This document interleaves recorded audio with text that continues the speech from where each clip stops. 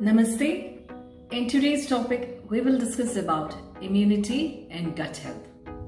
When we talk about immunity, I have a feeling that we should better tag it like know yourself.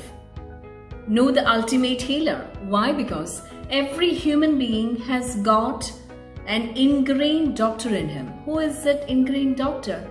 It's our immunity, our own immunity. And today we will discuss about the ways with which we can sharpen the weapons of our immunity. There are two types of immunity. One is acquired and the other one is innate, which we get by birth. The entire immune mechanism has got the killer cells, the mast cells, the eosinophils, the basophils, and all the phagocytic activities that is happening is a normal immune mechanism. So having a good immune system is very essential during these hours when we are kind of scared regarding the COVID-19, which is a new disease, and scientists and we doctors are not familiar with this virus and the disease, prior, because it's a new one. Human beings' ancestral origin can be traced back to a eukaryotic bacteria which then multiplied into several times, and hence the human body or a human being can be called as a bacterial megagenome. We evolved from a single zygotic cell. No two zygotic cells are similar because each one has got their individuality and their individual structure, and this zygote then multiplies and it forms 120 trillion cells, which makes a human body. And this 120 trillion cells, it hosts 360 trillion good bacterium in our body, and thus the relevance of the good bacteria, because it has got 70% influence on our immunity. In today's culture, we tend to believe that there will be one pill for every ill. It may not be true. If a person is sick, then we should not think that there can be one pill or at least a surgical intervention that could bring him back to normal.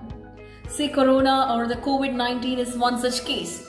There is no specific treatment protocol, but definitely our modern medicine doctors are doing a wonderful job in regulating the symptoms, in correcting the symptoms. They are giving us symptomatic treatment.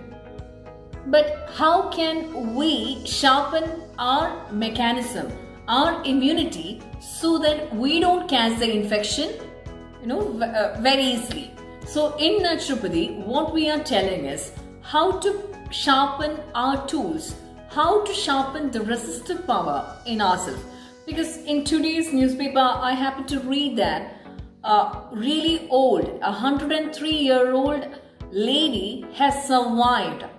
In today's world, people around the globe are aware of one thing, that our human body should be treated in a holistic way.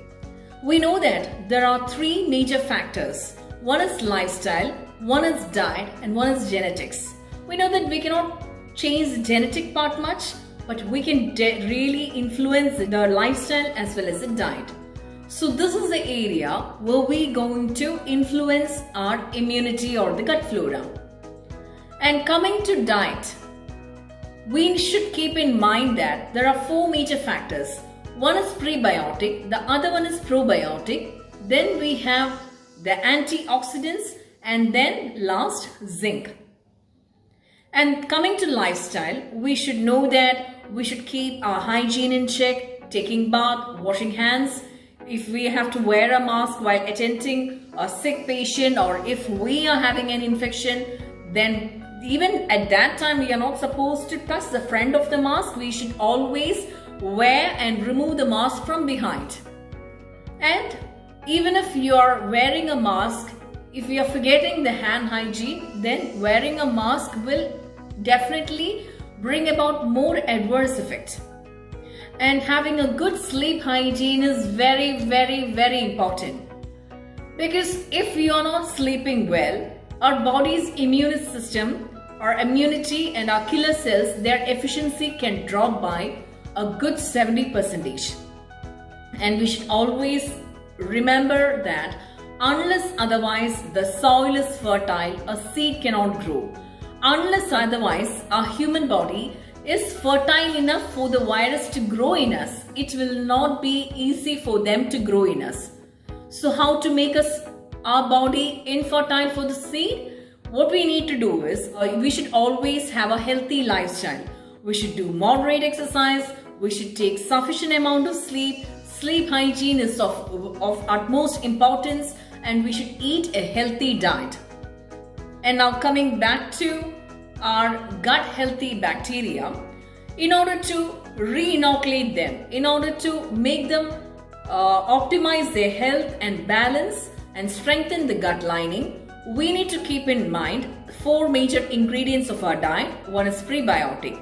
Prebiotics are the known food components of our diet.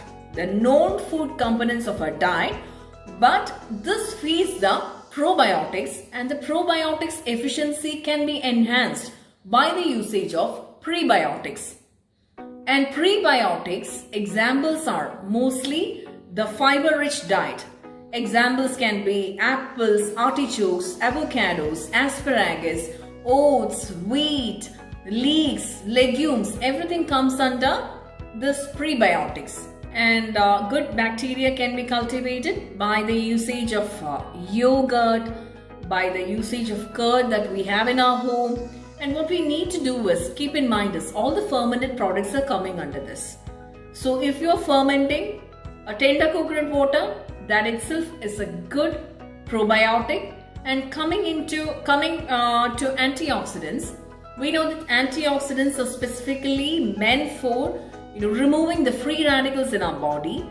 These antioxidants will reduce our inflammation, and also it gives that immunity power, and it actually cultivates a good gut healthy bacteria. And coming to zinc. In zinc, one thing we should always keep in mind, because if the amount of zinc is going above the normal limit, then actually it decreases the immunity power. So we should have an optimal level of zinc. Consumption of zinc is very important. Zinc is in plenty in animal food like meat, fish, then oysters, seafoods, then spirulina and omega-3 fatty acids in our diet, because these are the major anti-inflammatory diet choices. We can also have foods that are rich in quercetin. Apples, broccoli, grapes, onions, they all are rich in quercetin, which is again another anti-inflammatory food choice. Then we should not forget about pineapple, because pineapple is having an enzyme called as bromelain, and this bromelain is capable of breaking the excess mucosal lining and expelling out of the lungs. Thus the choices are endless. Having sweet potatoes, having pumpkins, having squashes, dark chocolates, all this are really good ways to boost our immunity. To conclude, I would like to say that our immunity depends on the quality of the wide variety of good bacteria that it has. So the diet, the lifestyle are all in such a way that we are trying to inoculate or cultivate good bacteria in our gut flora. We know that excessive use of antibiotics will harm this gut lining. So make sure you are eating healthy prebiotics, probiotics, antioxidants and zinc. This should be part of your diet. And also anti-inflammatory food choices will also enhance your immunity. Thank you so much. I wish some of the tips you can easily follow at home. And I also wish that all of you follow the preventive measures and stay safe. You should always hydrate your body. You should have at least 2 to 3 liters of water every day. So follow these tips and stay healthy. Thank you so much.